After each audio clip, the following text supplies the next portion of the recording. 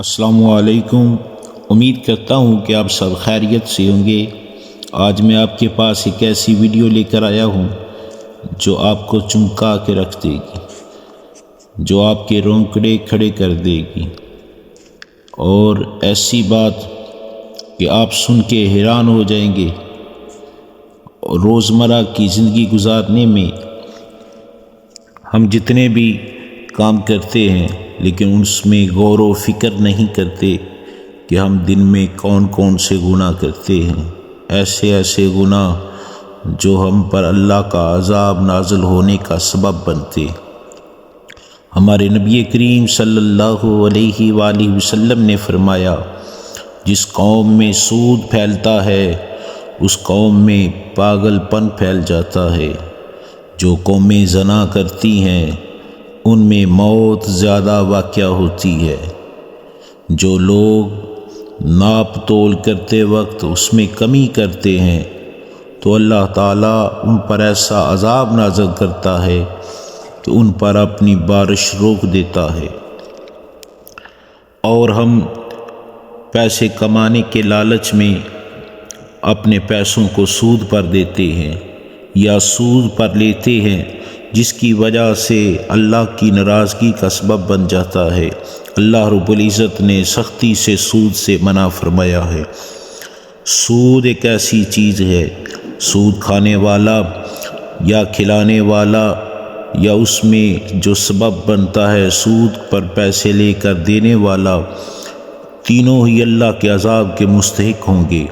اور جو بندہ سود کھاتا ہے دنیا میں بھی وہ رسوا ہو جاتا ہے، ذلت اس کا مقدر بن جاتی ہے، اور وہ بندہ جب مرتا ہے تو رسول اللہ صلی اللہ علیہ وآلہ وسلم نے فرمایا کہ سود خور کو مرنے سے لے کر قیامت تک اس طرح عذاب دیا جاتا ہے کہ وہ ایک خون کی طرح کی سرخ نہر میں تیرتا ہے۔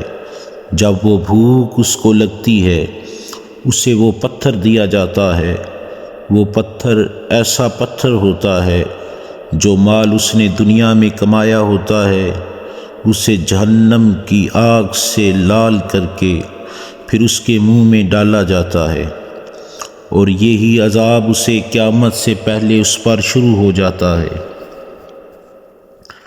اور اللہ تعالیٰ نے فرمایا ہے کہ ایسے 4 بندے جن کو میں جنت میں داخل نہیں کروں گا اور اپنی نعمت کا مزہ بھی چکھنے نہیں دوں گا۔ وہ کون لوگ ہوں گے؟ ایک وہ جو شراب پیتا ہے، دوسرا وہ جو یتیموں کا ناحق مال کھاتا ہے، اور تیسرا وہ جو ماں باپ کا نافرمان ہو، اور چوتھا وہ جو سود کھاتا ہے۔ اور ایسی حدیث پاک جسے آپ سن کے آپ کا لوں کھڑا ہو جائے گا، آپ کی روح کانپ اٹھے گی۔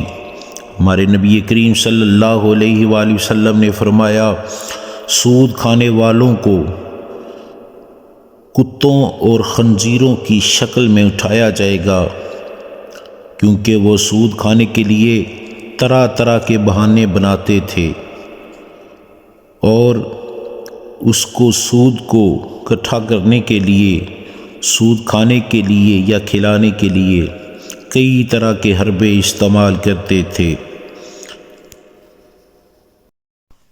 اور ہمارے نبی کریم صلی اللہ علیہ وآلہ وسلم نے آپ فرماتے ہیں کہ جب میں معراج پہ گیا تو 7ویں آسمان میں اپنے سر کے اوپر گرج اور کڑک کی آواز سنی، اور کچھ لوگوں کو دیکھا کہ ان کے پیٹ بہت زیادہ بڑھ چکے ہیں، اتنے بڑے ہو چکے ہیں، اور ان کے پیٹ میں سانپ اور بچھو ہیں جو ان کے پیٹوں سے دکھائی دیتے تھے۔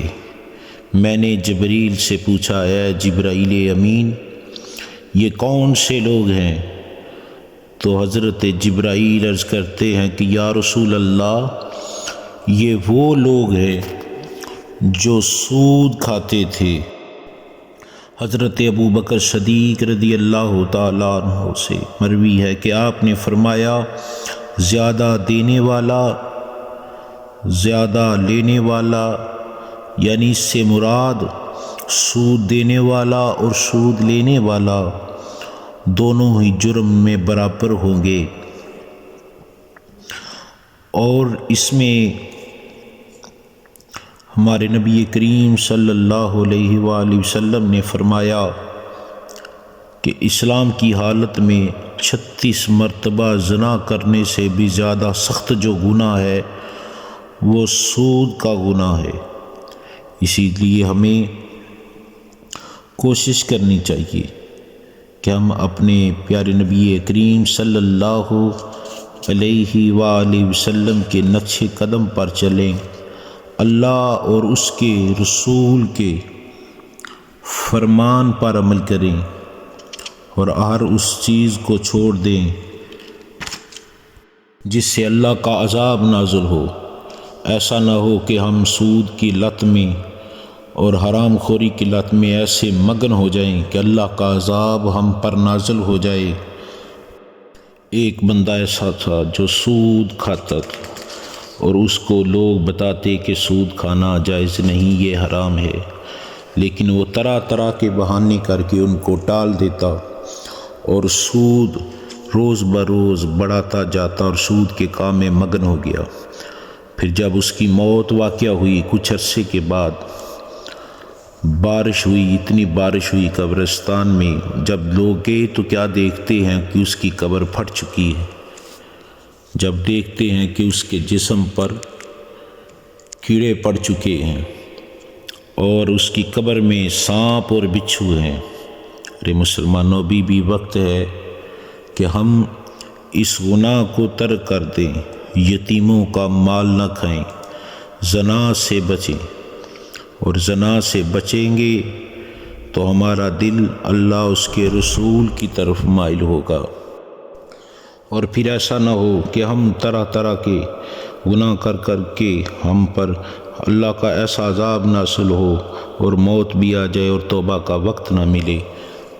ابھی بھی وقت ہے کہ ہم ہر گناہ سے توبہ کریں اور اللہ کی بارگاہ میں جھک جائیں، اللہ کی بارگاہ میں گڑ گڑا کر توبہ کریں کہ اے مولا، ہم نے جتنے بھی گناہ کیے تجھ سے توبہ اور استغفار کرتے ہیں، تیری بارگاہ میں التجا کرتے ہیں، اے اللہ ہمیں معاف فرما دے، ہمیں اس طرح کی برائیوں سے بچنے کی توفیق عطا فرما دے، اور اپنے نبی کریم صلی اللہ علیہ وآلہ وسلم آپ کی ذات بابرکت پر کثرت سے درود و سلام پڑھیں۔